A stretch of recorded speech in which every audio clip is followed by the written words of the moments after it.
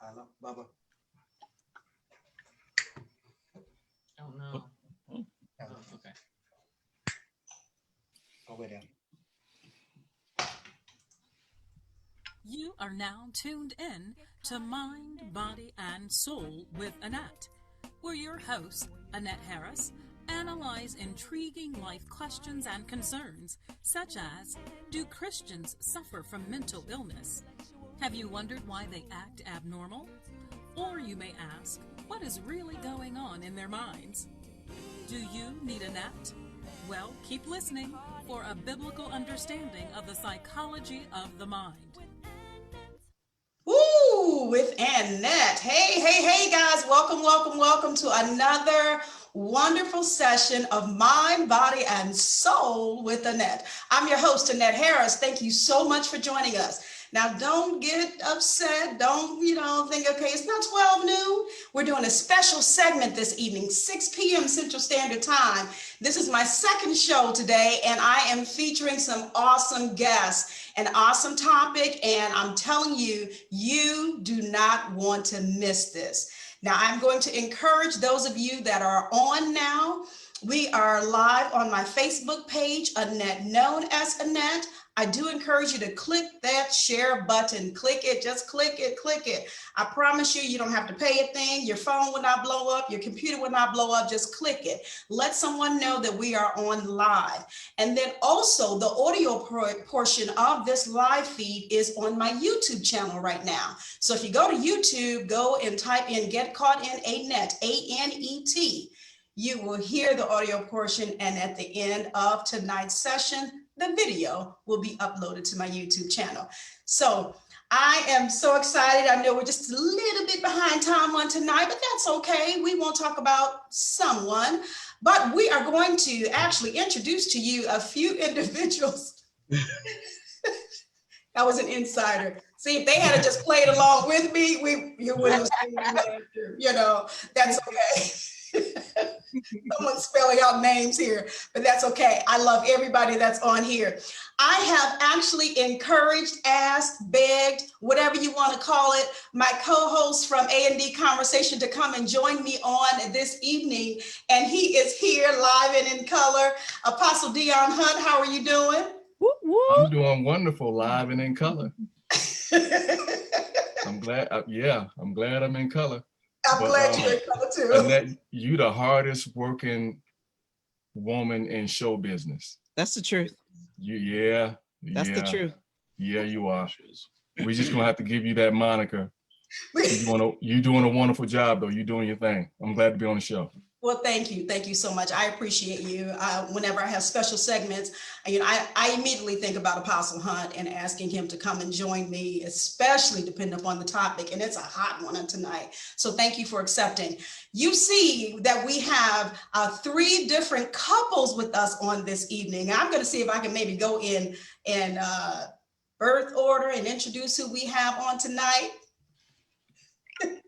I'm sorry. I was looking. All right.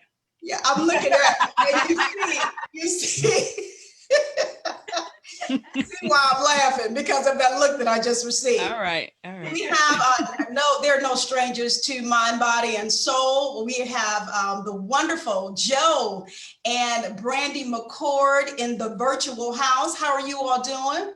We are wonderful. Awesome. We are wonderful. How about you? I'm doing awesome. And Good. So glad that you all look are awesome.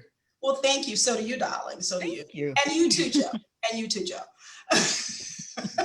That was a I know that was a leftover. That was a leftover. Leftover. So I don't cry. It was a good leftover though. And then we're moving on. I believe I'm moving on to Nicky, right? Adam and Nicky Hill-Harley. They're in the house. Baby sis. Yes. It's good to be here. Thank you for the invite. Well, I'm so glad that you are here. So glad that you both are here and going to engage in this conversation with us. Now, of course, Adam is no stranger to AMD conversation, if you will. Not at And all. so we have him over on the mind, body, and soul side on this evening. And then Nikki, this is her first time, but that's okay. Yes. I know she's going to do wonderful. And lastly, in the birth order we have here is Mr. Marcus Hill and the lovely Carmen. How are you all doing on this evening? Great. Wonderful, wonderful. Good to see you again. I'm starting to get used to seeing you every day, which is my favorite part of the day. And we're honored to be on with your panel and my pastor and my sisters and my brothers. All right, all right. So Marcus just made the connection. That's why I said birth order. They are related. They are related. We have the two sisters and the one brother here in the house, and their spouses are with them. So I am like ecstatic about this show on tonight, just so you'll know. So I'm going to try like maybe calm myself down a little bit so we can tell you what we're talking about. You should have seen the posts. You should have seen the promos.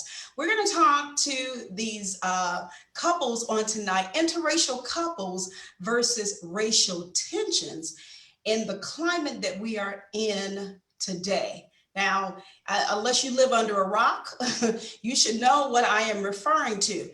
There's a lot that's going on. We've had to encounter, and you know what? Honestly, I'm just going to be honest. I'll be straight out the box and say, you know, I'm not in an interracial marriage, and that this is not something that I think about, you know, initially, like how interracial couples are dealing with this racial tension. I'll just be honest, I really haven't thought about it. And so this is another reason why it's good for us to come together tonight and have this conversation. Now, I think I can put the blame on Marcus and Carmen for this topic. I think I can. Okay. I was wondering. So that's what we get. I was wondering. Okay. It's an awesome topic. Necessary, very necessary. Yep, it's an awesome topic. I think so. Marcus came to me with it. Now he said Carmen gave him the idea. That's what he told me. Carmen. And then I said something to Carmen, and Carmen said it was Marcus's idea. So it's just the two of them together. They you know. I like that. Been talking about it lately. Yeah.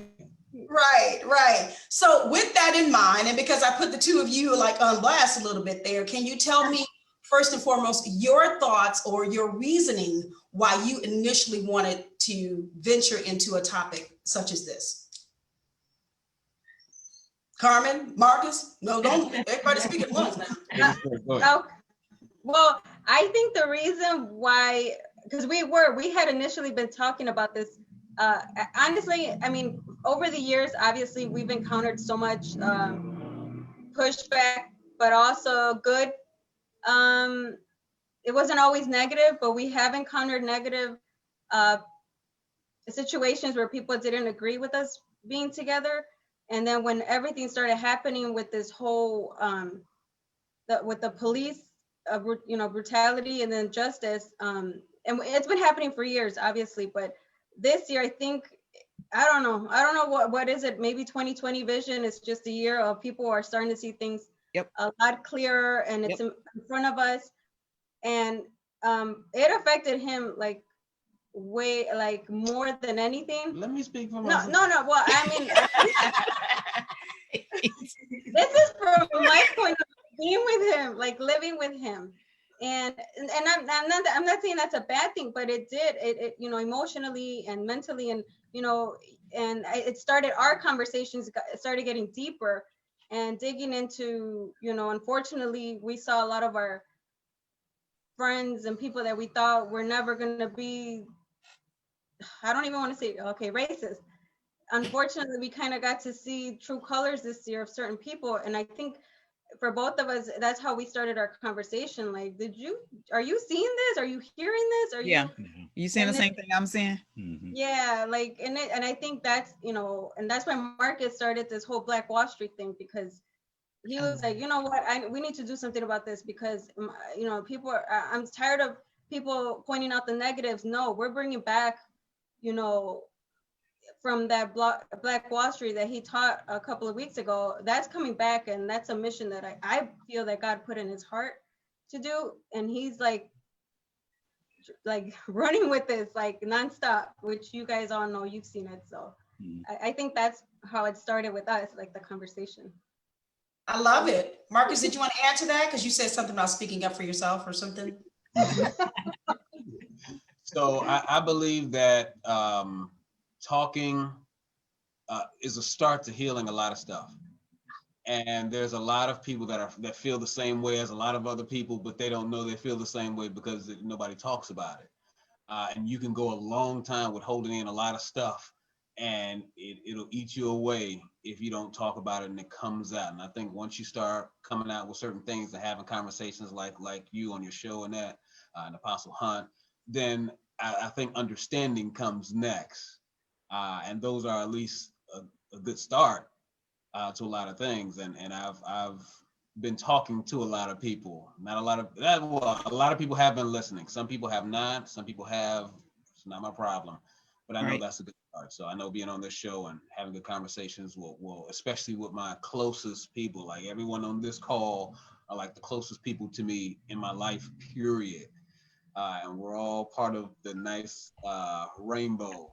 And I love that. I think that's probably one of the most interesting testaments to tell, is that we're a family. We're not friends. We're in a family. We love each other. So it must be something else out there other than, this black and white thing going on. Yeah. And like I said, once it comes out, then that starts the whole healing process. I love it. I couldn't have said that better myself. I do agree with you. That's excellent. Now, I'm glad you both gave your explanation of how we got to even this topic. Now, when you presented it to me and I said, okay, and I think we talked about, we need other couples. And then we mentioned about your sisters. You said, look no further. Oh, okay, yeah, that makes a lot of sense. To the right family. Right. And I said, well, why don't you reach out to them first? Yeah.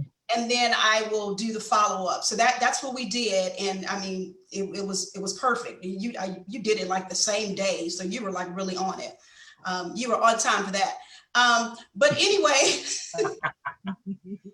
Oh no. I caught it late. But I caught it. That was amazing.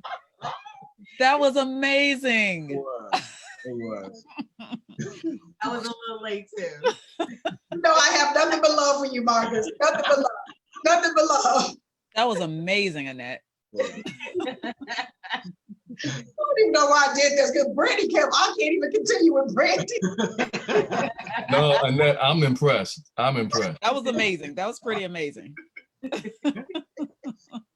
was going to ask is, when it was presented to you, sisters and your spouses, so the other two couples, the McCords and the Harleys, what were your initial thoughts about the topic itself?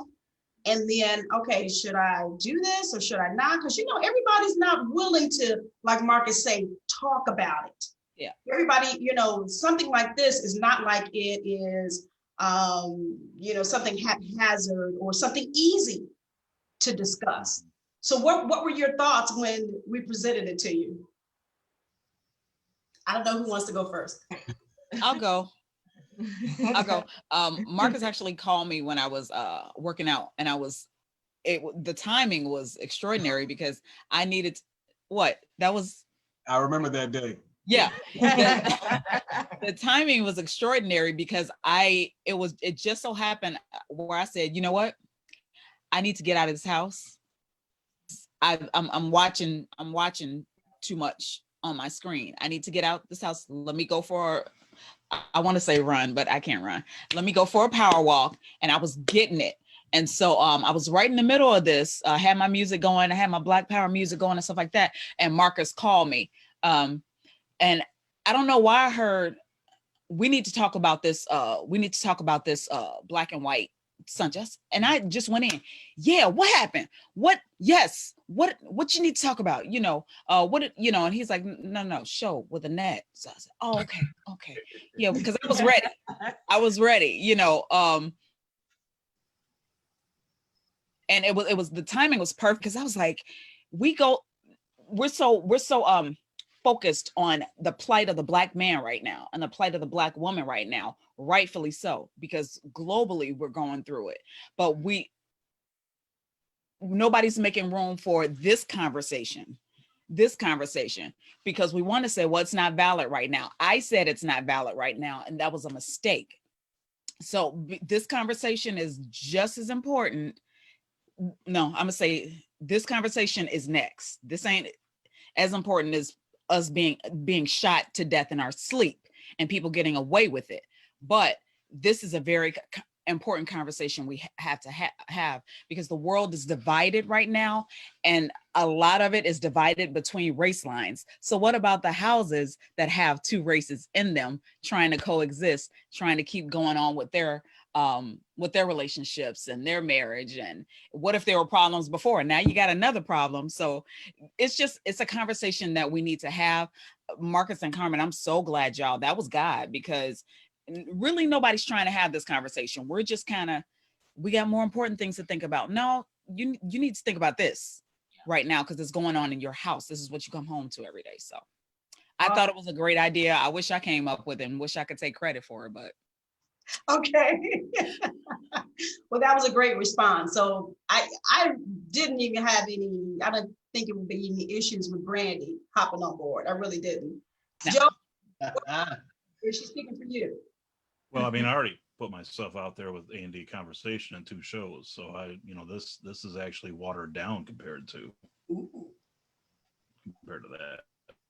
And that sounded bad, didn't it? Yeah. No, it did. So clarify what you mean. What I clarify is that I was by myself on A&D Conversation. So I just, and this is more about all of us together having the conversation. Yeah, he was in the direct line of fire when it was just him. That's So, right. Yeah, clean that up. He cleaned that up really good. You did good. I'll give you 2 thumbs up for that. That's good. Good job. But thank you for that. Adam and Nikki, your thoughts? Okay, so I'm gonna be completely honest. I had serious reservations when Marcus first introduced it. I actually thought about it overnight, and I was going to decline the invitation. Yep. And What? Oh, I didn't think she was going to do it. in a nutshell, I thought so too. I didn't think she was gonna do it.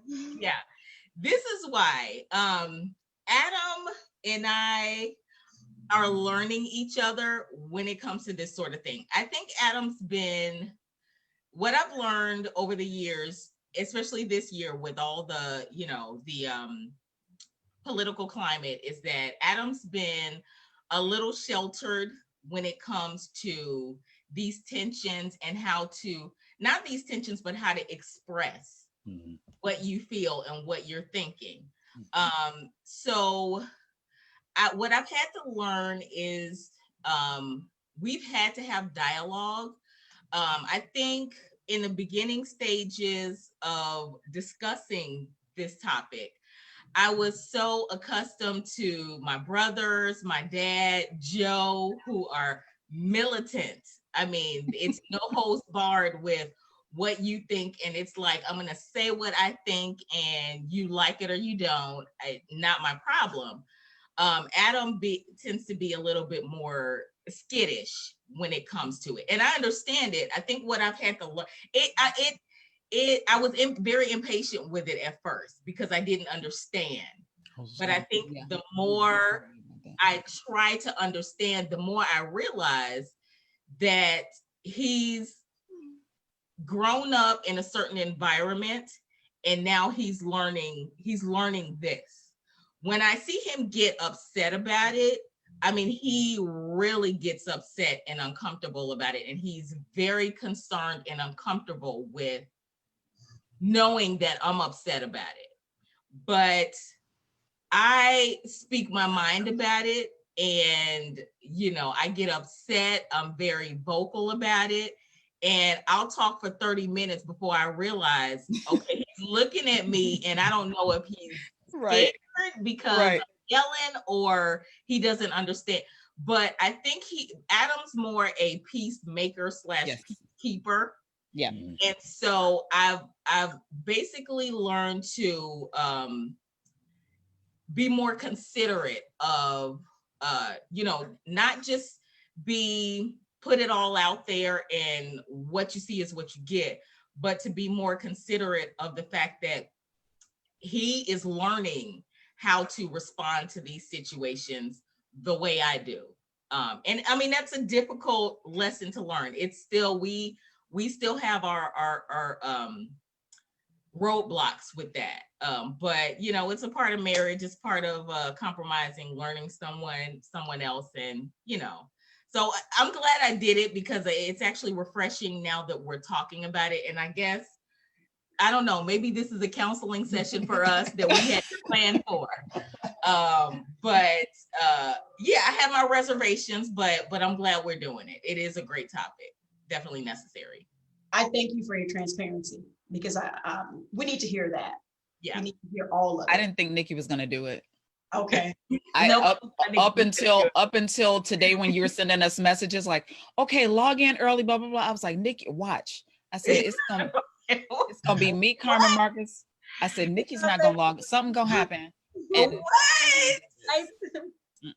Carmen, help me, Carmen. I did only because no.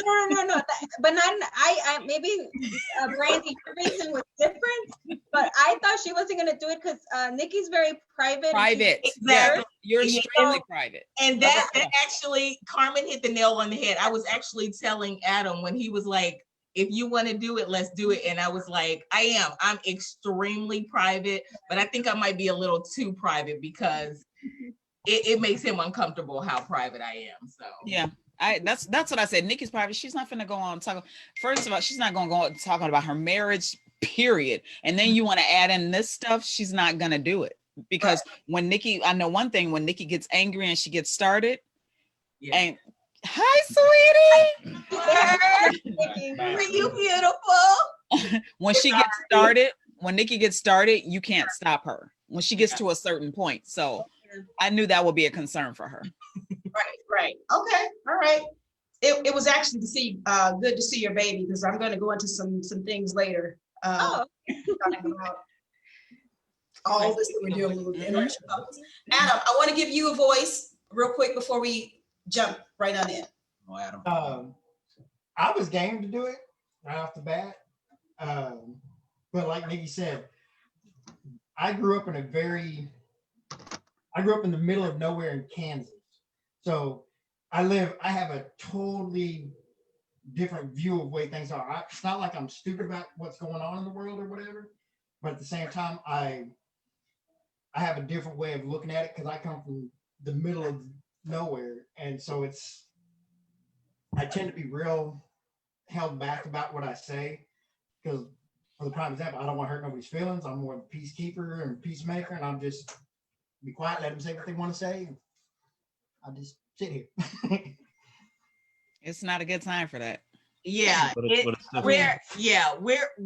and like I said, roadblock. We're because, and not to cut you off, the thing that concerns me is if we ever have an offspring, you know, and that offspring ever experience child, you know what I meant, child, son or daughter, that child would need to. I just turned around. Oh, okay. They would need, and I don't know, maybe I'm just. But I think if we ever have a child, that child will probably have one of the broadest spectrums of upbringing. Yeah. Because, like what we were talking about earlier with Tyler, Josh, and Brandon's variety of music. She has one style. I have several styles that I grew up on. She has more of a city style growing up. I have more of the country. And so, our kids would grow up really well balanced. So. Yeah, I agree with that. And the thing is, if I can interject for a second, I feel Adam on that because, I mean, I had an upbringing too, in out in the woods, and then I moved to Joliet my freshman year of high school. So, it's a big change. But I remember when the tragedy with Trayvon happened, and that was actually the beginning of my growth because I was like Adam. I was very silent. First, because I didn't know what to say. Yeah, exactly. I had no idea. I mean, I'm sitting here like, what do you say? you know, and then I'm watching certain members of my family, my side, not be as vocal as they should be, or saying the wrong things, or I'm finding out that, you know, and I'll just say it. I mean, I find out that some of them are racist, you know, as we continued through the years. And there was things that I didn't want to face, and I didn't talk about it again. But finally, Adam, I just had to be vocal. And that's why when you see my posts now on Facebook or something, I'm like, come at me, because I've come to the point where come at me, bro. I've come to the point where I'm just too tired and too frustrated and too annoyed to deal with all the fake, all the fake stuff. Careful. Be careful. Be careful. So, and I will say, Adam, I think there's going to be a day where, like with me, you're just going to have that epiphany. I think so too. Wrong thing to Nikki. Yep. And you're going to snap. That's going to be it. It's coming. And it That's makes going to be me it. have a child, believe it or not. Yeah, Yeah. yeah, I see it coming. It's inevitable. And And I would like somebody to film it if I'm not in the room, please. so I used to be like Adam and Joe. I used to be very quiet, and I know. I mean, I'm Mexican, so I used to tell Marcus, like when all this stuff was going on over the years, I used to say comments like, "Oh, I know how you feel. You know, we've been through." And then Marcus would look at me like he would be nice and be like, "Okay," but deep down he was like, "No, you don't." Yeah. And it took me a while because I thought I knew what it was to be in those shoes, because, you know, obviously Latinos do go through their own struggles too. But then I realized I couldn't comprehend his level.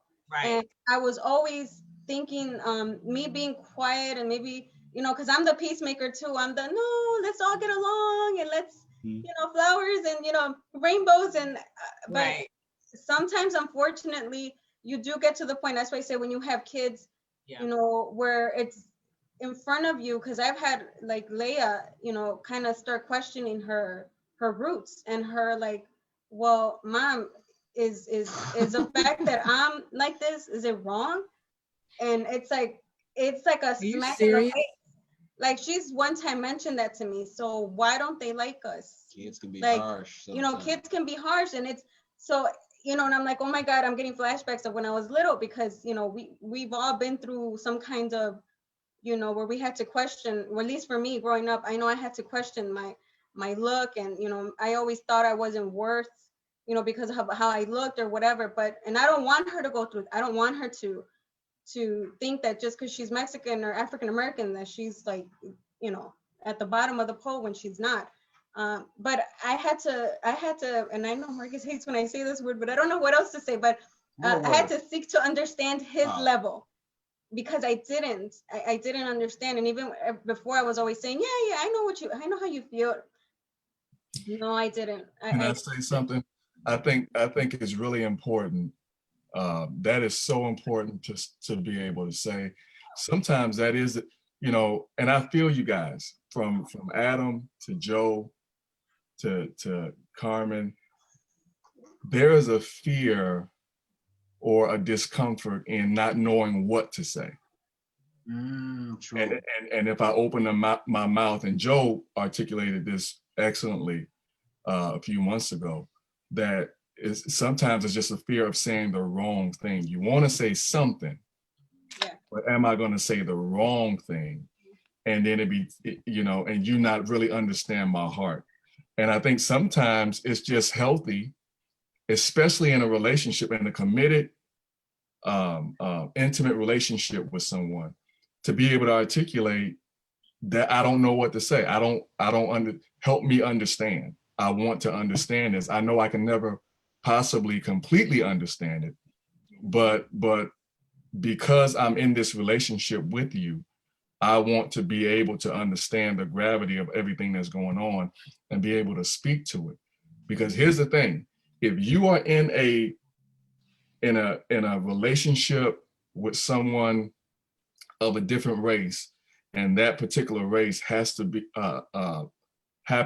the target of oppression or racism, you have a responsibility. Yes, sir. to at least try to seek to understand how to make that area of the relationship better. You know what I mean? I'm not saying that you got to jump out in front of a moving train and say, I'm gonna, you know, but you gotta be able to speak to it and understand, you know, the plight of that. You know, it's just me being a husband. And this is another show, but I'm just making a point. There's certain plights that women experience. I need to understand that. Yes. I've said this concerning, and this is a whole nother show too, concerning shepherds or pastors who are Caucasian. You know, you really need to try to understand. Yes, sir. If you have a segment of your congregation that's Black or Hispanic or any other race, if you're going to cover them, you got to know how to, you have to understand them. Yes, sir. You know, and you have to be able to at least speak to this and say, I stand against this, I denounce this, I don't believe in this, and I support my spouse or my significant other in this. Yes, sir. Love it. Said. Now y'all see why I get him to team up with me? That's Awesome. Oh, yes. Awesome. One thing that helps Brandie and I, and if I can interject, is that we are able to talk to each other about irrational thoughts, because we all have them.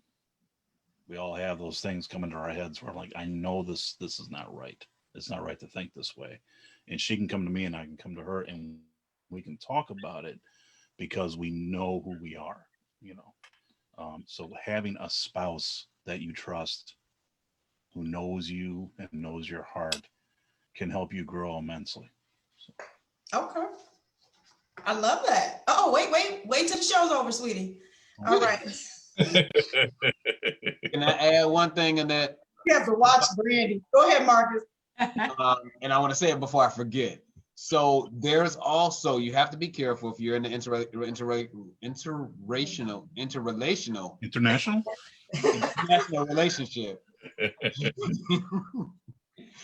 Get it right. Get it right. Right. I know what I'm talking about. You know what I'm thinking. Then you have to, because a lot of the times I've witnessed me holding in stuff because I don't think Carmen can understand. I don't think Carmen would understand, and I don't even want to try going there because this is just going to frustrate me even more. Yep. So that's the wrong route to take. So I can't blame Carmen if I'm frustrated and she's not comforting me because I haven't let her know what's going on. I haven't let her know what the problem is. So this is why the talking part, and I have to get it because she's absolutely right. I have been like extra feeling a certain type of way these last couple months. Oh, I've been extra too. I've been a little extra. That is the person I'm supposed to be able to turn to deflate some of that pressure and that balloon is Carmen. But because we're in a different relationship, my sometimes arrogance comes out. I'm like, you ain't Black. You don't know what we're going through. Okay, I thought I was the only. See, the three of us, we should be reaching out to each other. This is the mistake we made. Exactly. We should have reached out to each other because we were encountering the same thing. Really? I got dirty with it. Yeah. Guess what? Y'all all come from the same origin. Well, we don't feel the same. Y'all are siblings. And that was a question that I was going to ask. Yeah. Does that militant side ever come out? Mm-hmm.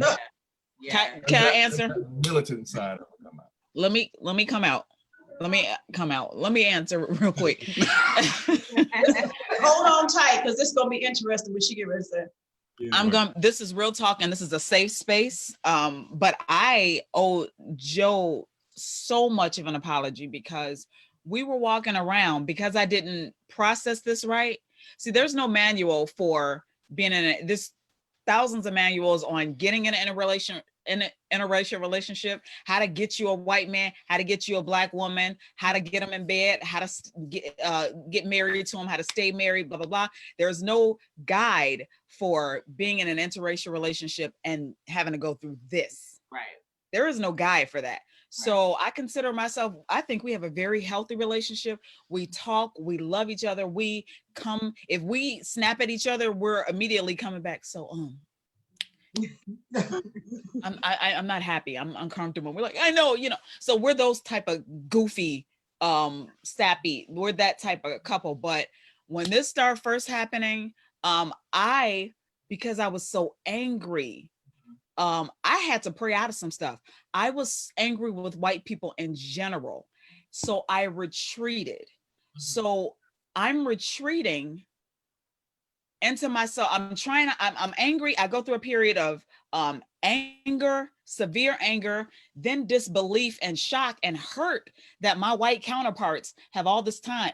Some of my white counterparts all this time been smiling in my face, but this is how you really think. So I know Joe is not like that, but you're white. I'm tired of looking at your white face. I'm tired of looking at white. I'm just being real. I'm tired of seeing anything white right now is making me angry. I don't want to see your white face. I love you. I wasn't seeing Joe. I was seeing white. Right. So I was being, now we're in a house. We both work from home. So there's no break. There's no going to work and come back. We both work from home. I was avoiding him and to keep from snapping on him or not. I just didn't want to have a conversation with him.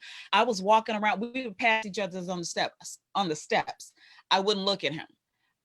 Joe gets up super early in the morning to start work at his desk. I wouldn't even come in here to, hey baby, like I would avoid him. I don't want to look at your eyes because I don't want you to say anything to me. I don't want to have any kind of conversations with you. I don't want to see none of y'all right now. And I let that go so far because I was wallowing in my own and worried about my Black sons and my Black dad and my brother. I wallowed in that so long, it turned into like a pit, and it turned into, now, you know, Joe, he's not confrontational. He's not confrontational, but he's hurting too.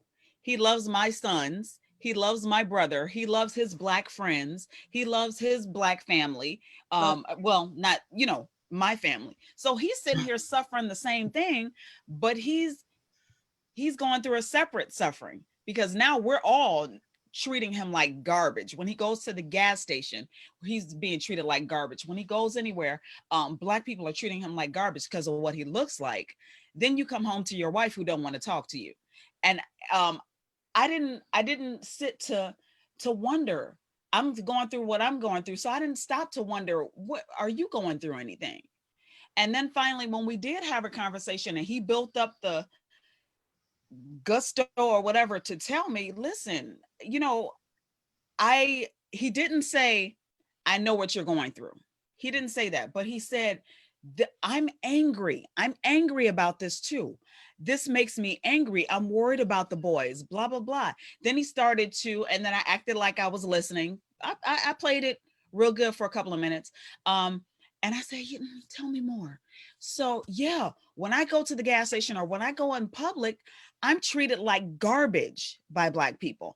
I'm your friend, you know, but people see my face, they see the color of my skin and they treat me like garbage. And I was like, oh, you know, what you're telling me is because of the color of your skin, wherever you go, you're treated like garbage and it has nothing to do with you. That's not how the conversation. They don't. Listen, let me finish and then you can tell how actually.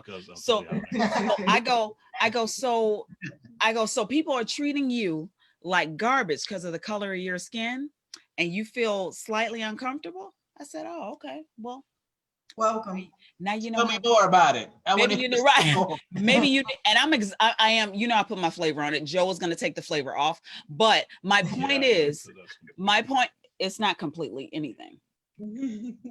My point is, I wasn't even when he told me of his very valid issues that he was going through, I wasn't willing to listen to it, even though he's going through the pain of what I'm going through to a degree, a very strong degree. And then he's got a separate pain that he has to deal with. And I just wasn't a wife to him. Everything that was going on right now, I was not a wife to him. I position myself as an enemy. Of course, I wasn't his enemy, but you know, so that's what was going on in our home. And I had to pray some stuff off of me. I was watching crime shows. You know how I love my true crime and I watch it all day, every day. I was watching some crime shows. I said, you know what? I want to see some white people do some stuff to white people for once. because I'm seeing all this white on black. Let me watch some crime shows that make me feel better. That's how deep I had to pray. That's how messed up I was in my head. But it's real. This is like real, and it's not even something that I've had to. Marcus, Marcus, it's something I would never talk to about to anybody, because I feel like they would look at me a certain way. But go ahead and clean up or No. tell them what I said was a lie. Joe, if you want to say something, you can, because I have a question to ask behind that. Oh, go ahead. No, say what you guys No, say. go ask your question on that. Okay, we are definitely saying that, of course, this is a safe space that we're in, right? Okay, Yes. I probably should have said that in the beginning. So, but we want to get down to the heart of this discussion and not holding anything back, if as much as we can. But it's not to expose anyone or to make them feel bad, whatever race, okay? But it's so that we can try and get some help to understand, because the racial tensions, the racial injustice that we're experiencing, don't see it going away anytime soon. We want it to, not at all. but how do you deal with it? How do you deal with it? And so that's why, that's really the premise, the reason why we're here, okay, having this conversation. And I love what you said earlier, and I have to throw this in, Brandie, about you all should have been talking to each other.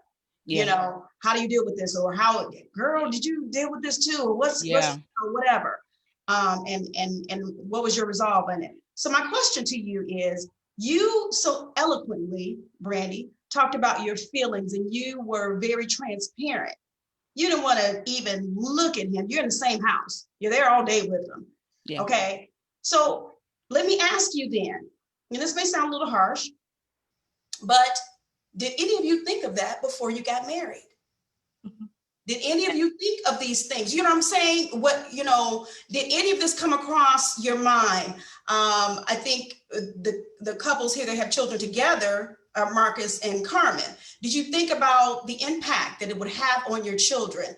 Or, Nicky mentioned earlier about, if there were to be an offspring, as she called it, do you think about those things? Did any of this come to mind, or was it, I'm so in love, I don't care, da da da da da? What? Somebody jump in. I thought about it probably a little bit too much before I got married, especially when we first started dating. I think versus Brandie and Marcus, this is the first interracial relationship I've ever been in. And the main reason I never really dated interracially before was because it's not that I'm just this militant Black power, everything Black. No, but I do respect and appreciate my Black people. I'm Black, and I'm Black, first and foremost before anything else. And one thing that I knew that I didn't have the patience to ever tolerate is being in a relationship with someone who didn't respect my Blackness as much as I do. Ooh. So I don't know. I think I that changed because as I got older, I kind of felt like, okay, you're being naive. Other people have gone into interracial relationships and they've grown together. And so he's a good man. Like this is about to sound worse than I am intending for it to sound, but I had a checklist. Once you get older, you need a checklist. You do. I had a checklist, and he basically filled, I was able to scratch off every check. Come on, Adam. Hey, Adam. Come on, sir. We won't ask what that list was. So that was what was important to me. I had my reservations about the race thing. I had reservations. And I think my mistake was not really, I don't think we talked about them, but like I think Joe said a little earlier, or Brandie said, it's a topic that's I'm very, very passionate about. So I know that every time I approached him about it, I approached him incorrectly, it not in a way that he could receive it. And again, it's a learning process for me, because like Marcus was saying earlier, talking about the race thing, I think one of our issues right now is that I do get so emotional and upset about it. And because I get so emotional and upset that he doesn't get as emotional and upset, that what I do is I go and I spend time with friends, and I'll spend more time with friends because they can relate to what I'm going through. And then when I come home, he wants to laugh and joke and have cutesy conversations when I'm still on fire about this passionate subject that I can't talk to you about. Yeah. So, I'm glad, it was refreshing to hear both of you, both Marcus and Brandie, express that, because I did think that I was the only one who was going through it, and I had no idea how to address it. But again, one part of the learning process for me, because I was single for a long time and very introverted and this is my space. I don't have to mold to what anybody else needs or feels or wants. And so this is a learning process to me. I check myself, and I forced myself to stop, just like Brandie said, and consider, okay, what is he going through? It's not all about what you're, whining and complaining about. What is his version? How is he feeling about knowing what I'm going through and not really knowing how to say it?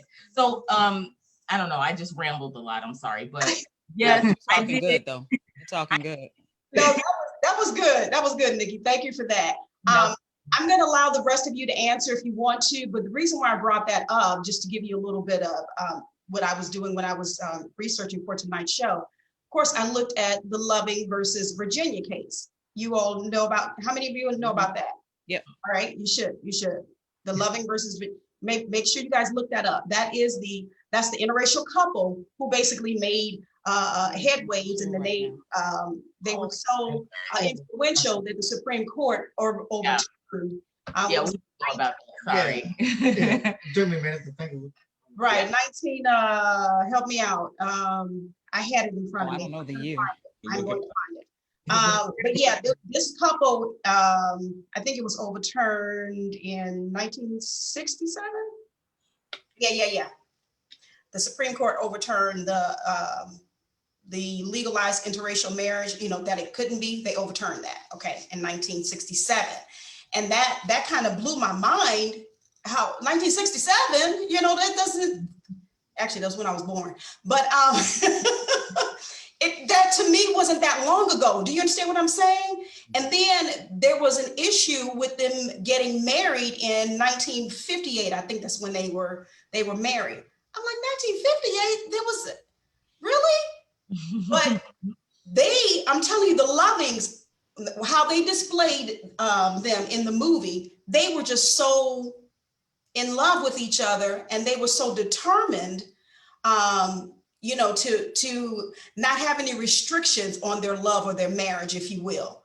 Yeah. So they continued on fighting this. And so they actually, of course, made history, because the Supreme Court overturned that ruling. So yeah, I was asking all of that, your thoughts before you got married, how how it would affect your family, your children, or what have you, the politics, if you will, church, if you will, how your relationship is going to affect all of that, because that will come into play. One thing that the Mr. Loving's mother said, she told him one time after it was a whole lot that went on. She said to him, "You never should have married that girl." This is when they were married. She had just had her first baby, Mrs. Loving did. And he said, "Wait a minute, Mom, I thought you liked her." She said, "I like a lot of people." But she said, "You knew better." What that I thought she knew better than to tell him after she had her first child with him about that. Come on.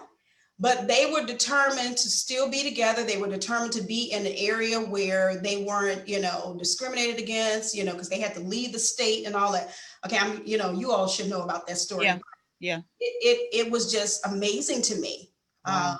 You know, their determination was amazing to me. And then, yeah, again, looking at the time frame when they get married, I'm just thinking that shouldn't have been an issue.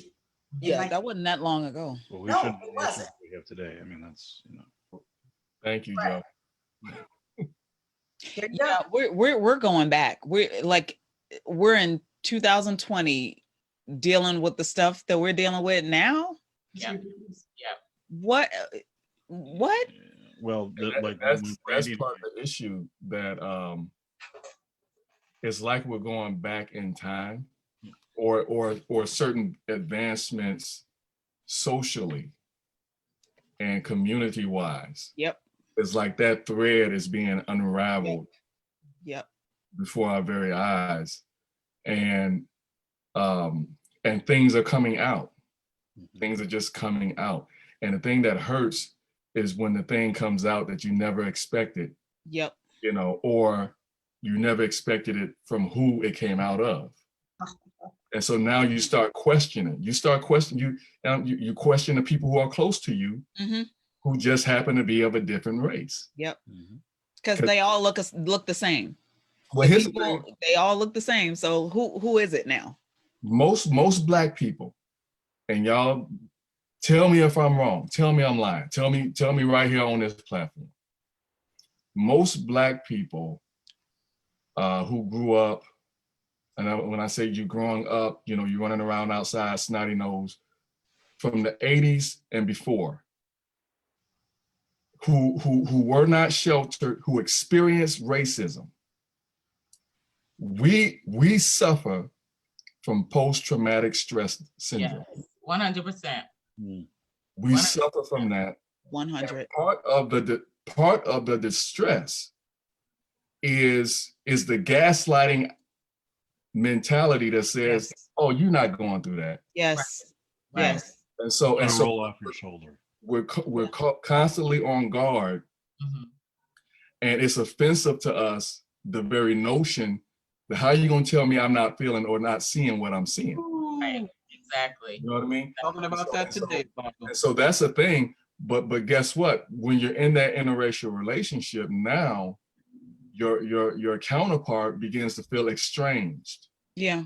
And they feel, even though they're the closest in proximity, they're Yes. the furthest from you emotionally and socially, and they feeling like they're on this island now, you know. And so can any of you kind of speak to that? Absolutely. That mindset.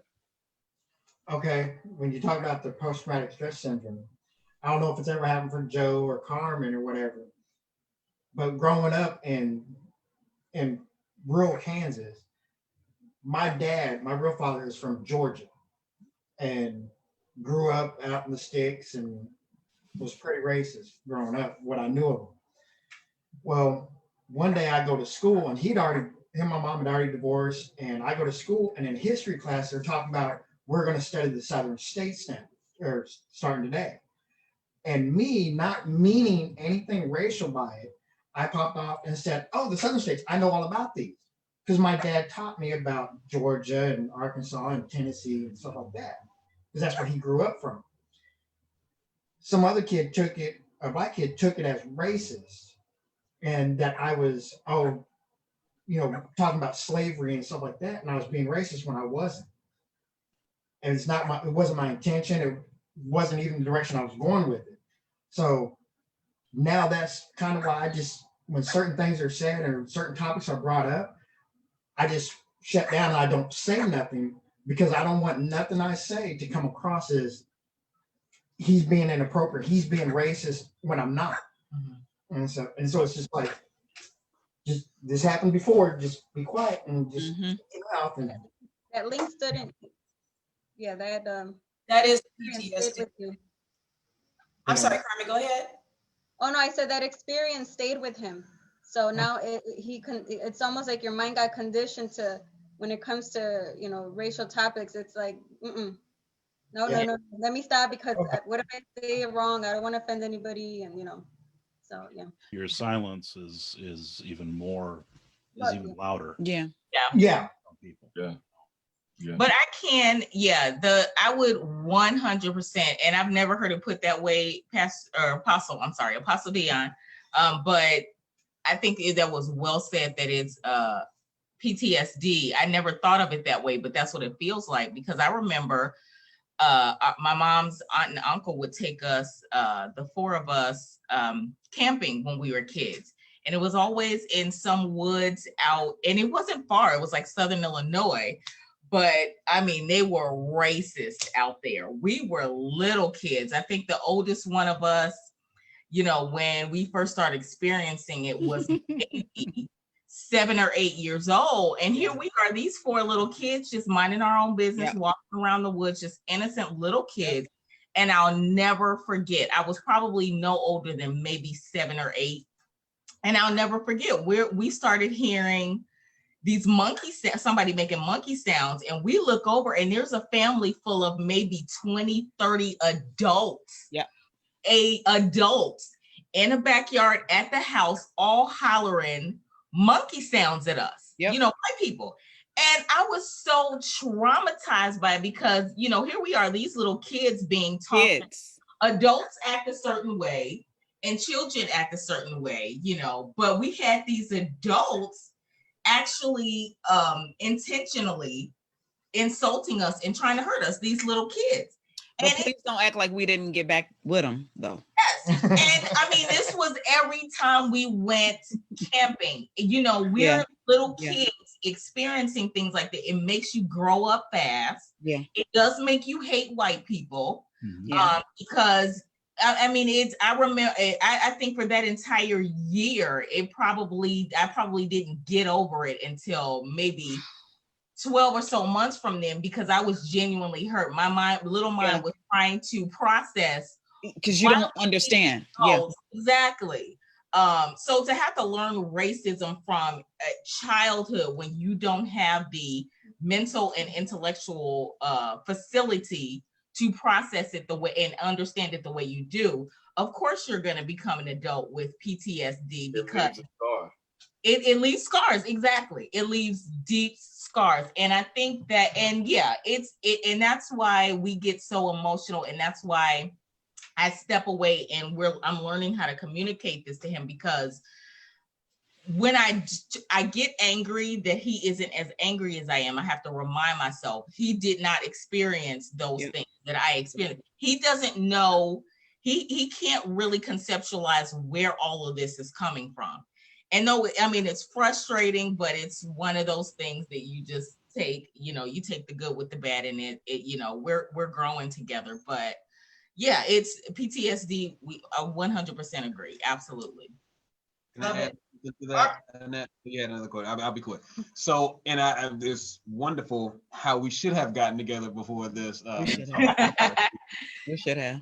We have a friend that has they have a child that has a disability, right? And you know how you see the Facebook post on Facebook, you know, support my child. You got a soft spot in your heart, but at the end of the day, you got your own stuff to deal with. Right. You got your own That's stuff. good, Marcus. You put a like and a share. We care. Donate some money. 2 seconds. Right. 2 seconds later, you forget about the post. So I understand, and I try. This is why I'm grateful to have Adam and Joe. Because I understand, and they understand a lot more than the regular friends that I have. But I understand the not really knowing, because schools didn't really talk about racism and slavery and all that stuff. Like growing up, we teaching about, Carmen and I are teaching about how Black Wall Street was created and destroyed. This year, you can't imagine how many people came to me and told me that they had no clue about. No idea. Oklahoma. Right. That's going to teach white history, not everyone's history. Right. So it's history has been hidden a lot. So I can understand how people don't know. Mm-hmm. But once you know, now living in this day and age of you have access to the internet, you have access to things like that. It's very simple to find out in 5 seconds. Like there's no excuse now. So it's hard to be in a Black man's shoes unless you're Black. I don't care if you get close to understanding and being empathetic. But how about impossible? No, yeah. Impossible. Yep. It's impossible. So It's difficult even for a Black woman, for me as a Black woman, to try to completely try to feel where you're coming from, because the world it's different. My plight is different from your plight. What's expected of you is completely different than what's expected of me. I can feel you more, but I can't understand completely the way I feel. And this may not be everybody, but when I get stopped by a cop, up until now, I can kind of soften some things and, you know, cross and uncross the legs, tilt the hair. I can get away with some stuff. You're worrying about whether you're gonna lose your life or not. Or is this man going to drop a little something in your car and say, oh, I found this, what's this? Our situations are different. Now, of course, they shooting us up, just, you know, things have evolved, but I will never feel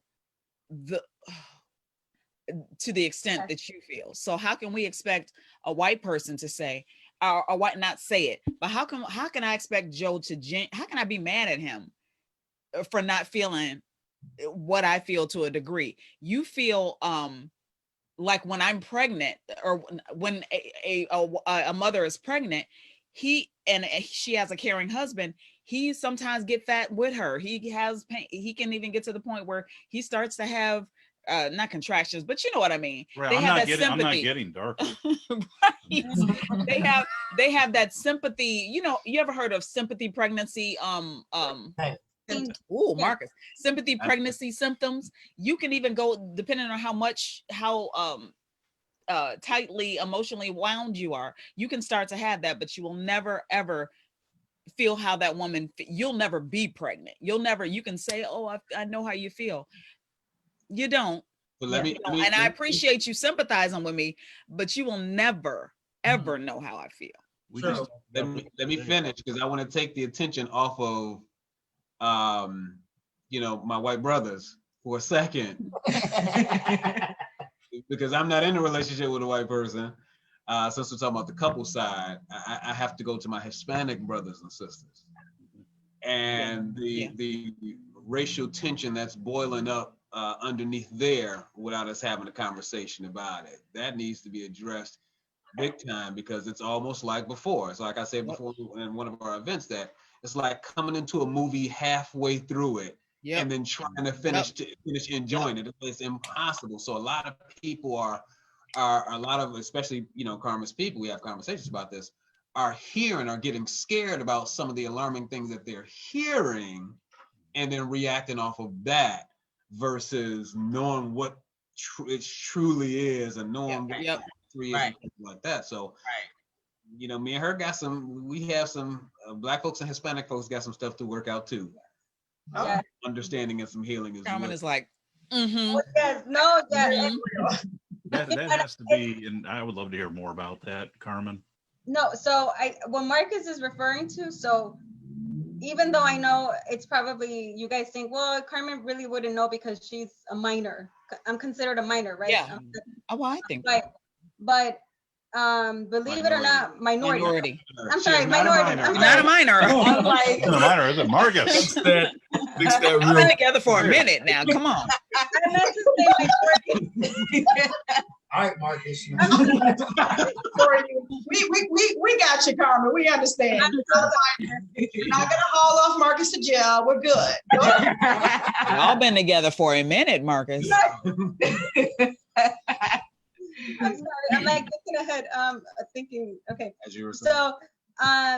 So we have, like I had said before, we've encountered people, like even Mexican people, Latino people, who have actually been underlying racist, and even people in our neighborhoods. I just don't get it. And, you know, unfortunately, you know, Marcus has gotten into some debates with them, you know, on social media. Debates. Well, debates. I'll say debates, but I mean, obviously the conversations got heated because, you know, they were commenting on things, you know, kind of jumping to the gun without somebody's. I've seen it.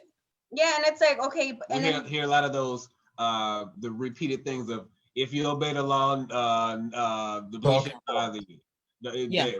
Talking points. Get over it. Racism was 400 years. I mean, slavery was 400 years ago. Get over it.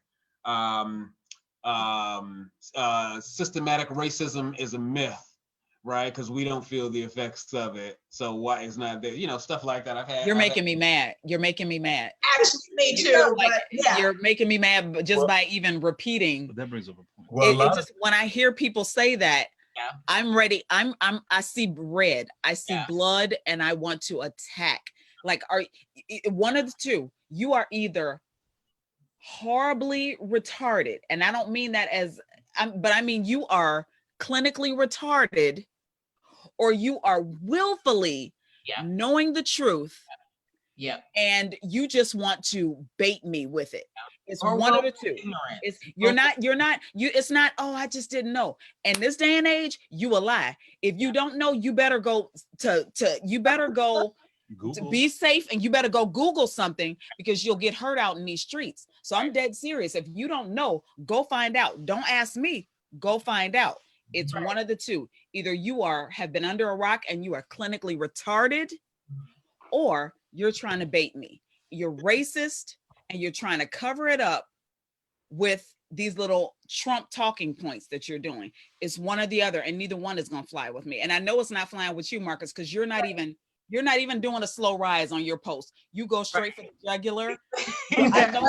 Listen, Joe is starting to do that too. Now, Joe, they think they can get it. They think they can get away with it with Joe. Joe is going straight for the jugular. I don't care if you friend, family, or foe. Sometimes I'm looking at Joe's post like, oh.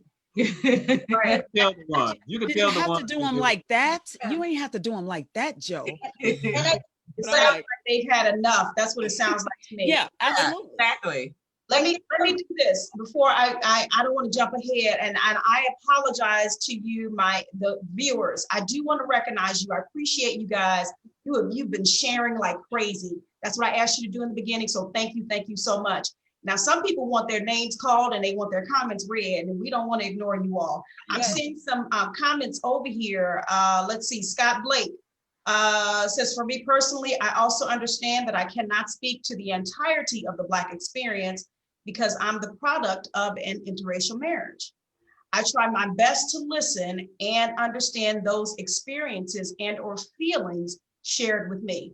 Thank you for saying that. Let's see. I got a question for Scott when you get done. Okay.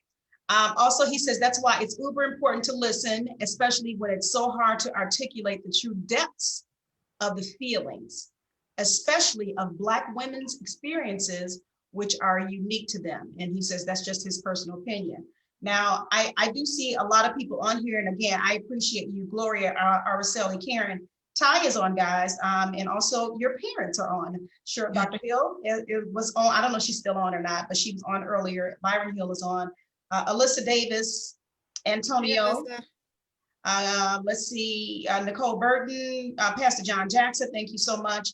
And some of you may be in interracial relationships right now, and you may be able to relate to this discussion on tonight. So we do encourage you to throw in your comments. If you have questions, even for the panelists on this evening, we can definitely make sure we get those read and get those questions asked.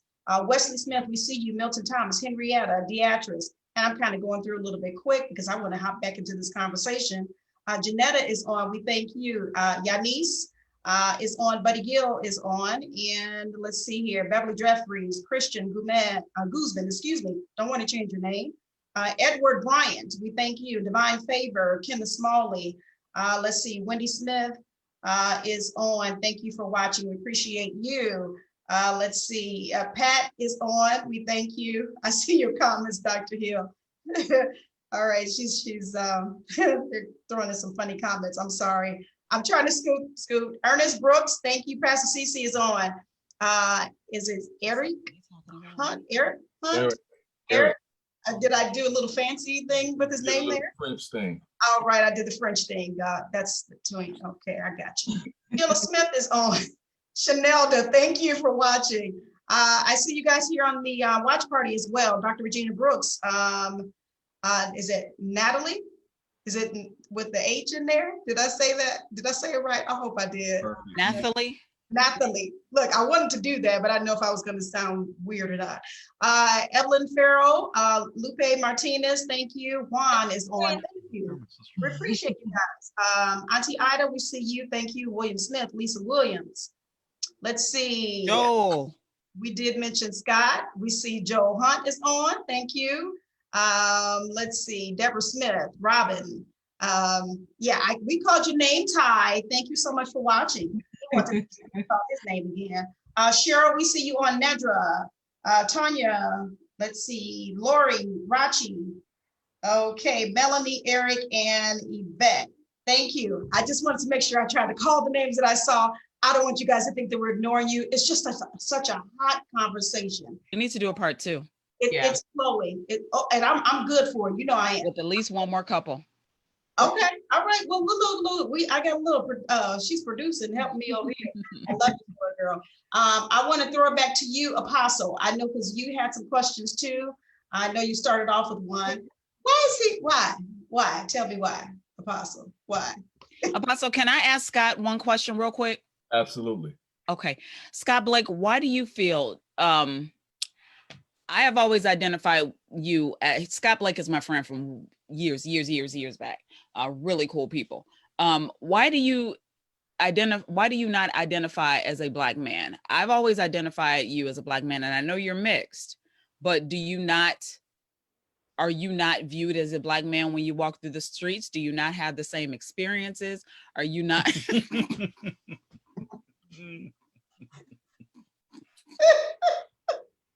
Stop, Marcus. No, dead serious, because I think that he minimizes his experience. I think, and Scott is a very insightful person, is what I'm saying. He's one of those with as far as the Black. So I think that you're minimizing your experience. Why do you not identify as a Black man? Why do you feel like you don't have the experiences that a typical, and maybe you don't, that a typical Black man has? I feel like you do. I feel like you're very Black man, but I'm just curious as to why you say that. That's a great question. So if you want to make sure you throw that into the comment section on tonight, I would love to hear your response. Yeah. Because they say if you have just the drop, Black blood, you really Black? Can I speak to that a little bit? Why don't you? Some of that though could be rooted in cultural experience. So yeah. if I have a Black father and a white mother, or and a Hispanic mother, then I'm going to learn both cultures. I'm going to, and so it could kind of, because you feel like culturally you're kind of spread, yeah, that it's not a complete Black experience for you. And that's why I wonder about him. I remember talking about him, about his upbringing, and with his mom and his mom and his dad. But I'm just very curious, because I've always thought that he gets the Black experience. Yeah, even though the world is going to view him a certain way, regardless, but internally, he could be experiencing it, a whole level of it that we just don't see. Yeah. I would, if it's okay, I'm sorry, just real quick, in answer to Brandie's question, not that I could answer it, but I had a friend, he was a Black man. His wife was white. They had mixed children, and it bothered him when people would call his children Black. Of course, the world is going to look at his children as Black, but he just felt like their mother was such a good mother to their children. He just felt insulted that she wasn't being represented as, a mixture of half of what their children was. So, he didn't want people to call his children Black. He wanted people to call them mixed, because they were. The children were. Yeah, there's nothing wrong with that. And have his mother, which makes sense. Yeah. So he's Black, your friend, Nicky, right? I'm sorry. No, my friend, he's Black. Yes, he's Black. I'm sorry. His wife is white. And his wife was white. And she was a great mother. She was a great person, and it just it insulted him that it was almost like she still never got credit for them for being, half of what, or half of what they are. So it wasn't necessary. He understood that the world sees them as Black, but he's like, hey, they have this great mother here. Don't discount her just because, you know, they are not 100% white. She's still half of what they are. That So makes a call lot them of sense. mixed and not black. That makes a lot of sense. I get it. I can understand his thought. I'm wondering if there's something deeply rooted there. Okay. Like maybe in addition to, I don't Carmen want Marcus, can you speak? credit. In addition to, I want her to get the credit, but I don't necessarily, because I don't know if they have sons or anything like that, but nowadays it doesn't matter, sons or daughters. But I don't want my children to have to, I don't want to have to worry about whether my son's going to come home at night, or, you know what I mean? Or if he's just totally labeled as black. Yeah. You know, or maybe he's thinking because he's mixed, maybe he has a little chance. You know what I mean? It's possible. It's possible. Very Now when you call people, here's the thin line with that, because I'm afraid of offending, because if I call you mixed, there are a lot of mixed race people who are like, I'm black, how dare you diminish my blackness? You know what I mean? That's a thin line. But that's the point I was making. Yeah, I don't know. It depends on where your view, how you view yourself. Are you viewing yourself through the lens of your cultural background and your DNA, or who you are in your place in society and society's view on you? And so I would say anybody that's mixed, you know, society is pretty much going to view you black. Yeah. Yeah. Now that doesn't take away from knowledge of self and knowing who I am, and these two wonderful parents, no matter what race they are, that produce me. I can acknowledge that, and I can be proud of both. It's okay. It's okay to be mixed and proud of both of where you came from. It's okay. And so, but a lot of people feel like society is going to view me this way, so this is what I identify with, because when I walk out that door, then this is what I'm susceptible to. Because okay. I see some comments here from Antonio. He says, we grew up being treated different by our Hispanic side of the family. Wow. Wow. I would love to hear more about that. He's who I was going to suggest, if we do a part 2, I was going to suggest that Antonio be the next guest, if him and his wife would. Antonio who? Antonio Brooks. I'm sorry, Antonio Perez, sorry. Yeah. Okay. Yeah. Yeah, this is good. This is good, because I would love to hear your thoughts on that. Because that's interesting to me. He said the Hispanic side of the family were treating him different. But I mean, again, this is good to have this conversation, because we don't know where you're getting the backlash, if you will, from. Which side? Is it more of one side, or is it a combination of both? Alyssa says here, I was in interracial relationships for decades, since her teens, and can speak to some of what you guys have said, but it's been a while. I can't imagine what couples are going through right now. I love everyone in this conversation, and I'm so appreciative how open everyone is. I'm not surprised, just appreciative. And also, thank you for your transparency. She says, the baby that I lost would have been mixed. And I honestly think about what that child would be going through today, even more than decades ago. We have definitely gone backwards in this country, and it scares me to death. I did not know that. I've known Alyssa for more than 10 years. I did not know that. Yeah, that's something to think about. I think I want to kind of segue. I have a question for Marcus and Carmen. I know that we actually kind of, chatted. I asked the question earlier about, did you think about, whatever you would probably face before you got together? Did you think about those things?